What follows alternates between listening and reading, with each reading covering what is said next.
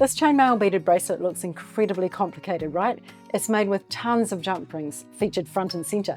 But here's the shocker. Seriously, if you can open and close jump rings, you can make this. I'll show you the surprisingly easy method using lots of jump rings, beautiful beads and memory wire to make this bracelet. Hello, welcome to The Stylish Maker. My name's Carol. Jump rings are incredibly versatile and a great staple in any jewelry making. Usually jump rings are the supporting act, but today I'm making them front and center. I am taking a whole pile of jump rings and making a beaded bracelet. It looks quite complicated, but it's actually quite easy. You just need to check that you are putting everything in the right place. Because I love beads, I'm adding some beads to this bracelet. I'm holding the whole thing together with memory wire. It's an interesting project and I love how it turned out. Obviously, to make this bracelet, you will need lots of jump rings. The number will differ depending on your wrist size. For me, I used 132, some of which I pre-opened because trust me, you do not want to be putting your work down constantly to open jump rings. Of course, you'll need some beads as well. I used some 6x8mm faceted rondelles. And the color here is called metallic blue, and it's honestly one of my favorite beads of all time. I love the AB finish in these beads. I used 46 of these beads. You'll also need some memory wire.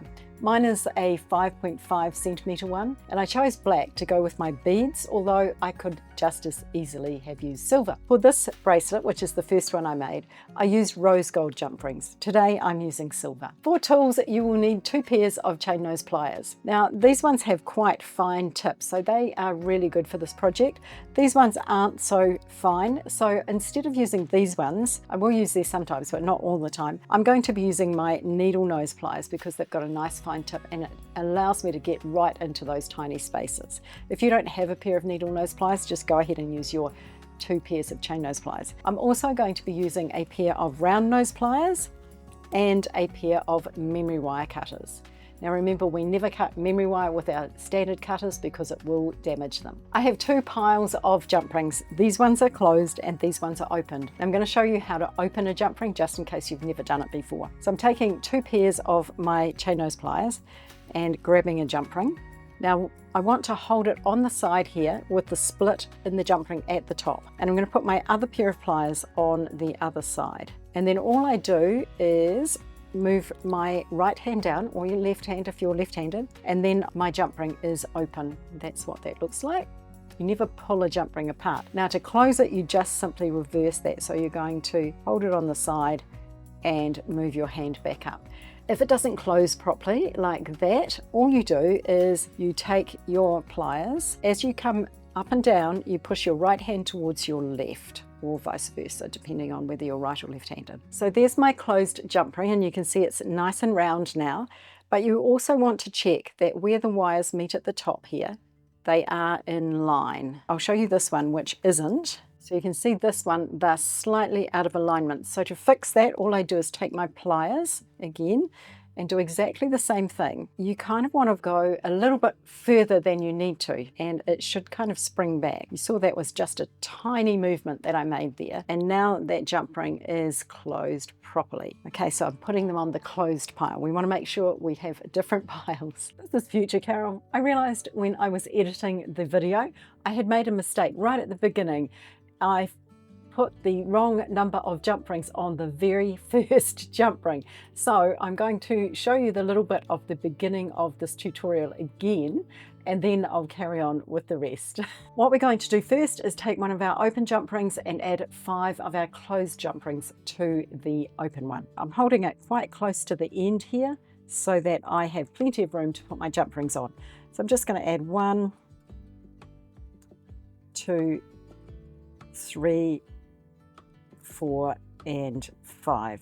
Then I'm going to take my pliers and I'm going to close up the jump ring. Now you won't always be able to hold your jump ring on the side like this. Do your best to, but sometimes you'll need to hold it this way just because there isn't enough room to get in there. This one's fine. So just closing up my jump ring, giving it a little wiggle so that it is correctly closed. So that is what I have now, and you can see I have 1 jump ring with 5 attached. Next, I'm going to take my center jump ring of the ones that I added, so that I've got my 4 jump rings hanging off my first jump ring, this one here, and then I've got another jump ring attached to that. And to that, I'm going to pick up another jump ring and add it, my open one, to that closed jump ring. Then I'm going to hold my jump ring in my pliers and I'm going to add 5 to that jump ring. So 1, 2, 3, 4, and 5. That is what I have now. I've got 5 jump rings. I've actually got 6 jump rings on here because I've got the one that was closed and then I've got 5 that I've added. So I'm going to close this one up. I'm just showing you with a little piece of wire on each end what I've done now. So you can see I've got my jump rings on the end here, and I've actually got 4 through my wire because the 5th one is attaching here. So that was my center one. Then I've got one that's kind of lying down. So you'll see that this jump ring here is kind of on its side. This one is lying down, and then this jump ring here is on its side as well. And I have 5 jump rings in my piece of wire.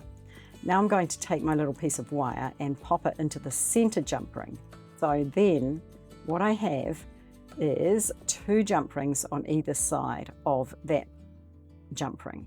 So you can see here I have my first 4 on in my left hand, and this jump ring here is lying down. Then I've got my jump ring that's standing up, and then my next jump ring is lying down and it's got 4 jump rings on it, plus the one I've got attached to my piece of wire. And the wire is just for demonstration purposes. Now I'm going to hold that jump ring that I've got, and I'm going to use my pliers to pick up another jump ring, another open one. And I'm going to feed that one on. And then I'm going to attach 5 more jump rings onto that one. So 1, 2, 3, 4, and 5. Then I'm going to close up my jump ring. So just so that I can show you what I have here, I have my 4 jump rings on my left, and they're all attached to this second jump ring in that's lying down. Then the next jump ring, which is this one here, is standing up. Then I've got another jump ring that is lying down, and by that I mean that the circle is facing up, not the side. And that one has 2 on either side of this next jump ring that is standing up. And then I have 2 on either side of this jump ring that's lying down, plus the one that is going to attach to the next one. I hope this is all making sense. When you do it, you'll figure it out pretty easily. So I'm going to hold that one, grab another jump ring, and attach it to that one. So that is the center jump ring of the 5. So I put 2 on one side, 2 on the other, and grab the center one. Then I'm going to add 5 again. 2, 3, 4, and 5. And then I'm going to close my jump ring. There it is again. Now I know that it looks like a real mess, and that's why I put the diagram on screen for you. I hope you can follow it. But once you do this and you just continue to add 5 to every new jump ring, and then pick out the center one and add a new jump ring to that, and then 5 to that open jump ring again, you will figure it out pretty quickly. Now I'm just going to continue on doing that exact same thing, adding 1 jump ring, 1 open jump ring to the center one, then adding 5 more, and then picking out the center one again and adding a new open jump ring and adding 5 more until I have done 22. For my bracelet, I need 22 of the side ones. Now I'm just going to let you get back to the tutorial because the rest is exactly the same. Now I have my 22 lots of jump rings attached. Now the easiest way to count them is actually to hang it, and you'll be able to see where the extra jump rings are hanging. So nice and easy. Now it's time to add some beads. What we're going to do is take our memory wire, and I'm going to cut about 1.5 circles. Even though I don't need that much, I just feel like it's easier to work with. So there we go. And I am going to make a loop in the end of my memory wire. It doesn't want to be a very big loop, so I'm actually putting the wire quite close to the tip of my pliers.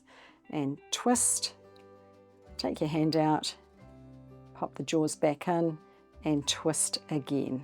And there it is with its loop. And I want to do that with 2 pieces. Okay, here's where the fun starts. I'm going to thread on my beads and then 2 of my jump rings. So just taking 1 piece of my memory wire, and I'm going to put on 1 of my beads. And then I'm going to come along to this end, take this wire off, I don't need it anymore. And I'm going to take my 2 jump rings on this side closest to me, and I'm going to put my wire through those 2. And I'm not going to push it all the way up yet because it will be, I won't be able to get it through any more of the beads. So that's what that looks like. Now I'm going to get another bead and pop that on.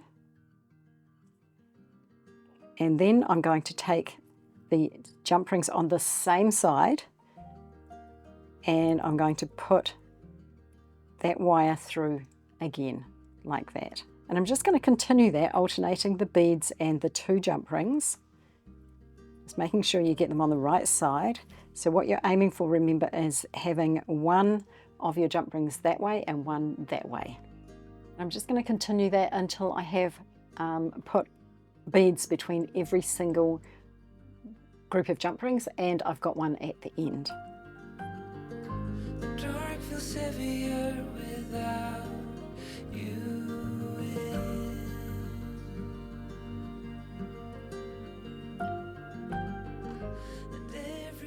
Now I have all my beads on, and you can see there that each bead is alternated with a double jump ring.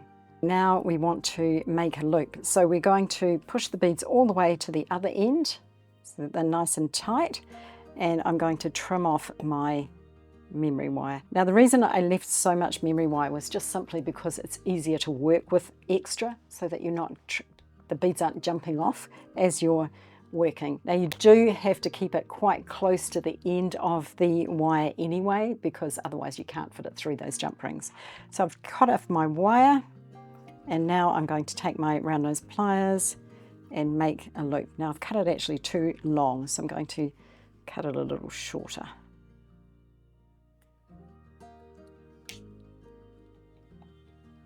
Right, taking my round nose pliers and just making a small loop. Whoopsie.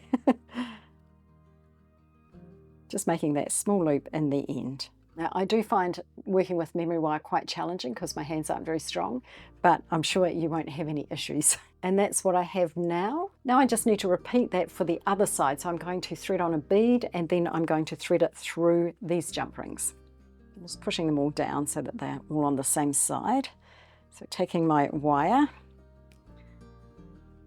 and I've already got my loop on the end, and putting on a bead. The easiest way is going to be hanging them down. So with the top facing up, through those 2, on there, and through those 2. And I'm just going to continue that until I get all those on. Okay, so there it is, all threaded up. Now I'm going to make a loop in this side. I forgot to tell you that you only needed 4 on the last one. I'm going to make my loop, cut my wire,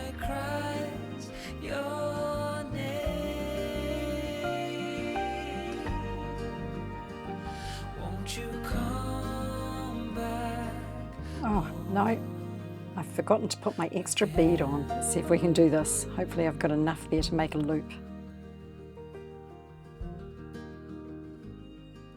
So what you're aiming for is to have this jump ring going this way, so you can see the side of the jump ring, and the next jump ring sitting flat so that you can't really see it. Okay, so here is my bracelet. Now, a couple of things to think about. When you do thread your memory wire through the first time, make sure you don't twist it, because if you twist it, when you put your second one in, these jump rings that are supposed to be standing up will go sideways. So you don't want that.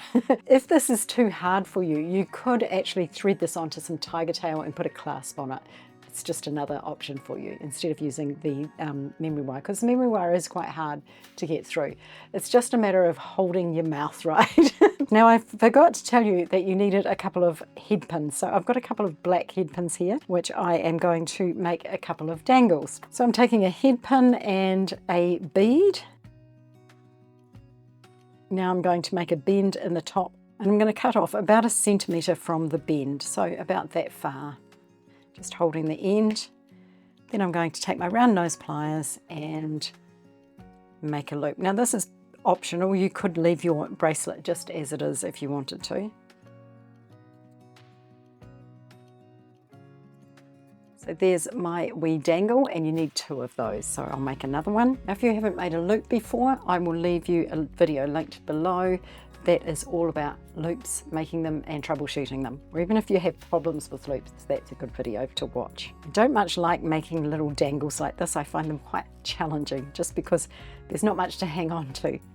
The last thing to do is connect our wires at the end here with a jump ring and pop on our dangle. So taking one of my jump rings and my pliers, I've got an open one here, popping on my dangle, and then I'm going to feed it through the loop, the 2 loops of the memory wire, and I'm going to close up my jump ring.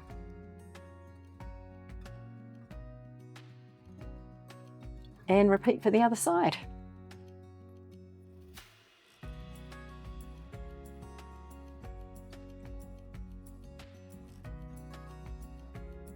So there's my 2 bracelets. Aren't they cool? They're a challenge in that it's a little bit tricky to get the memory wire through. And as I said, if you don't want to use memory wire, you could feed a piece of tiger tail through the beads and then put a clasp on, crimping it on either end. So if you don't know how to do that, I will leave you a link to a bracelet tutorial on how to do that. Personally, I do not like clasps on bracelets just because I have trouble doing them up. But I think this works really well. It's not going to fall off even though it has a little gap in the back, and I could have made it longer if I wanted to so that it came all the way around, but I chose not to. I decided that that was going to work for me. So you do you make it as long as you like. So it's quite a cool little cuff if you wear the 2 together. Well, you can make as many as you like, really.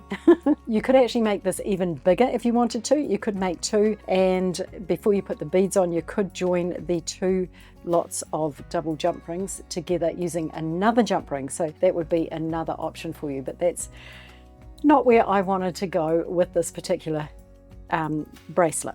I'd like to take a moment to thank the members of the Style Makers Network for making this episode possible, and to ask you if you would consider joining. I'll leave you all of the details linked below.